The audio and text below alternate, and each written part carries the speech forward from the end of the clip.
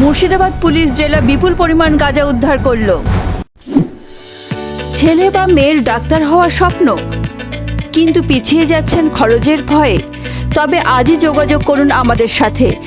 খুব কম খরচে রাশিয়ার সরকারি মেডিকেল কলেজ থেকে কিভাবে MBBS করাতে পারবেন তার সুলুক সন্ধান দেব আমরা। আমাদের যোগাযোগ নাম্বার 9932136699 অথবা 9434180878। সরাসরি রাশিয়ান দূতাবাস থেকে কলেজের সঙ্গে যোগাযোগ করিয়ে দেব আমরাই। একই সঙ্গে বিদেশে উচ্চশিক্ষা ও MBBS ডিগ্রি লাভের সুযোগ যাতে হাতছাড়া না হয়, সময় থাকতেই যোগাযোগ করুন আমাদের সাথে।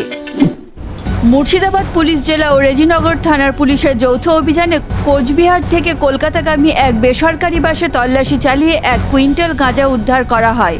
সূত্রের খবর, রেজিনগরের পুরাতন চেকপোস্টের কাছে কলকাতাগামী একটি বেসরকারি বাসের ছাদে তামাক পাতার ব্যাগের ভেতর 12টি প্লাস্টিকের বস্তায় লুকোনো ছিল বলে জানা যায়। এই ঘটনায় কোচবিহারের কোতোয়ালি থানার রাশিডাঙ্গা সুবত বাড়ির বাসিন্দা আব্দুল আজিম আল আমান নামে এক ব্যক্তিকে গ্রেপ্তার করা হয়।